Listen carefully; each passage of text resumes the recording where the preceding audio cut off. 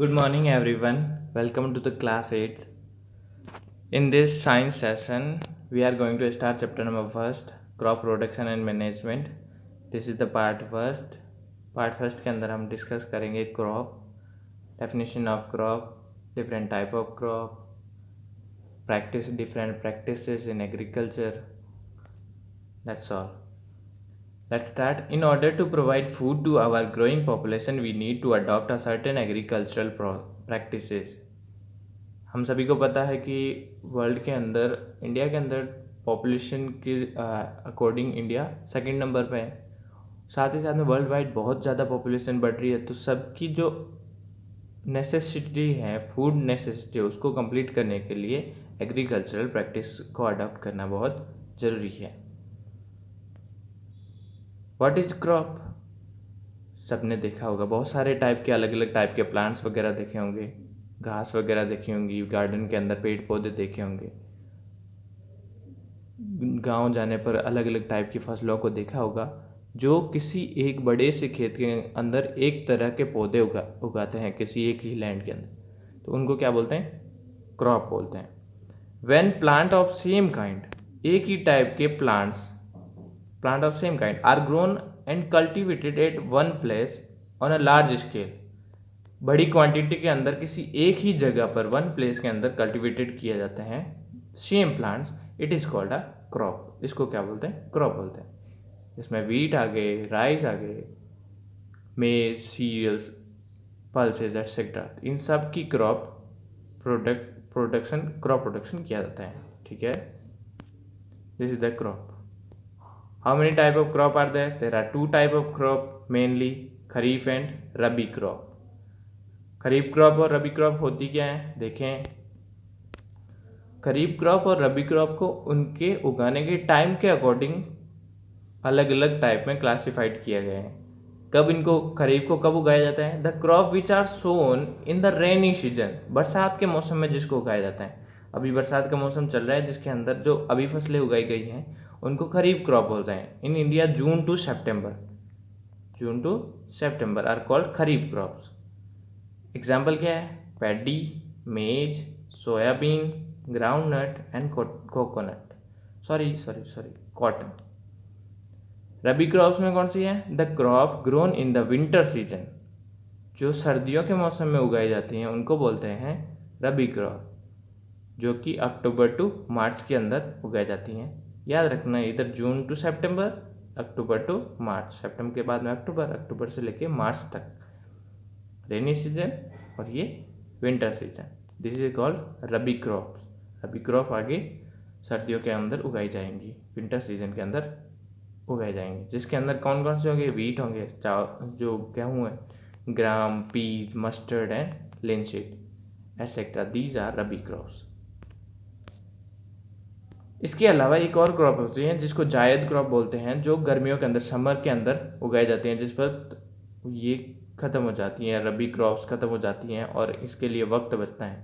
सबको होता है अक्टूबर मार्च तक, मार्च से जून तक का जो वक्त है, समर वेकेशन जिसमें रहता है, तो उसमें जायद क्रॉप उगाई जाती हैं। Besides these pulses and vegetables are grown during summer के टाइम ये उगाया जाता है, March to June at many places. These crops are called zaid crops.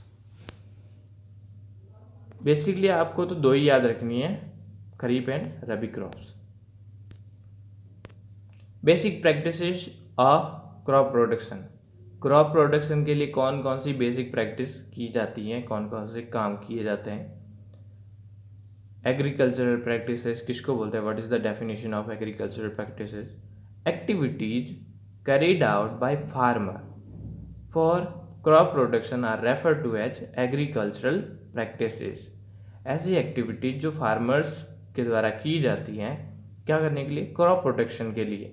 हर एक काम जिसमें प्लॉइंग आ गया, लेवलिंग आ गया, सोइंग आ गया, प्रिपरेशन ऑफ सॉइल, ये सारे के सारे जो प्रोसेस हैं जो एक फार्मर्स को करने पड़ते हैं, उनको बोलते हैं agricultural practices. These activities are listed below. आगे देखें ये एक्टिविटीज़ कौन कौन सी हैं। इसमें सबसे पहले आते हैं प्रिपरेशन ऑफ सॉइल। सॉइल का प्रिपरेशन क्यों करना पड़ता है? क्योंकि क्रॉप प्रोटेक्शन सॉइल के अंदर होता है। तो सॉइल को जिस लैंड के अंदर अपन को किसी पर्टिकुलर टाइप की क्रॉप को उगाना है तो उसको पहले प्रिपेयर करते हैं। फिर सोइंग, उसके अंदर उस पर्टिकुलर टाइप की क्रॉप के सीड्स को सो करते हैं या बीज बोते हैं। एडिंग मैन्योर एंड फर्टिलाइजर्स, उसके बाद में बीज आसानी से उगने के लिए फर्टिलाइजर्स और मैन्योर उनकी एनर्जी प्रोवाइड करने के लिए मैन्योर और फर्टिलाइजर को ऐड करना पड़ता है। तो 3 स्टेप में ये हो गया। फिर उनको सबसे ज़्यादा मोस्टली रिक्वायर्ड होती हैं वाटर की, तो वाटर की रिक्वायर को कंप्लीट करने के लिए इरिगेशन करना पड़ता है, जिसमें अलग अलग टाइप के इरिगेशन के मेथड होते हैं। अलग अलग टाइप से पौधों को पानी पहुंचाना वो इरिगेशन होता है। प्रोटेक्शन फ्रॉम वीड्स, फसल के साथ में क्रॉप के साथ में छोटे छोटे से टाइनी प्लांट्स जो उग जाते हैं, पौधे, छोटे छोटे पौधे, तो वो पौधे क्रॉप के जो न्यूट्रिएंट्स हैं उनको ले लेते हैं, तो आसपास के पौधे उनको ले नहीं पाते, तो उनको हटाना पड़ता है ताकि क्रॉप को प्रोटेक्ट किया जा सके। तो क्रॉप के प्रोटेक्शन, वीड से प्रोटेक्शन करना। उसके बाद में फसल जब पक जाती है, एकदम मेच्योर हो जाती है, तो मेच्योर होने के बाद में उसको हार्वेस्ट किया जाता है और उसमें से अनाज या जो भी क्रॉप है उसको निकाला जाता है। उसके बाद में उसको स्टोरेज किया जाता है। These are some steps. Preparation of soil को डिस्कस करते हैं। उसके अंदर क्या क्या किया जाता है, कैसे प्रिपरेशन किया जाता है। प्रिपरेशन सॉइल 2 स्टेप में होती है। सबसे पहले प्लॉइंग, जिसको टिलिंग भी बोलते हैं, टिलिंग और ploughing, and then they levelling. What is the tilling and levelling? Tilling और प्लॉइंग बोलते हैं the process of loosening and turning of the soil is called tilling और प्लॉइंग। काफ़ी वक्त तक, अगर कोई काफ़ी समय तक लैंड पड़ा है, उसके ऊपर की सॉइल पानी वगैरह से उसका जो भी मिनरल्स वगैरह वो नीचे की तरफ चला गया, तो वो प्लॉ की मदद से, ट्रैक्टर के पीछे प्लॉ को ऐड करके उसको ऊपर की जो भी है उसको टर्न कर दिया जाता है। उसको जो फर्टिलाइज सॉइल है उसको ऊपर लाया जा सकता है, जिसके अंदर आसानी से क्रॉप को प्रोड्यूस किया जा सकता है। तो टिलिंग और प्लॉइंग ये करता है टर्निंग और loosening of soil. This is done using plough की मदद से इसको किया जाता है। फिर levelling is the process of breaking clumps of soil. बड़े बड़े से गड्ढे या बड़े बड़े से जो उभार हैं, रेत के टीले वगैरह बन जाते हैं जब आप प्लॉ करते हैं फील्ड को। तो फील्ड को प्लॉ करते वक्त जो भी गड्ढे या बड़े बड़े उभार हैं, तो उनको लेवल में करना जरूरी होता है। इसको लेवलिंग बोलते हैं। The process of breaking clumps of soil in a plot field is called levelling. This is done by leveller. इसको लेवलर की मदद से किया जाता है। That's all for this module. Keep learning all.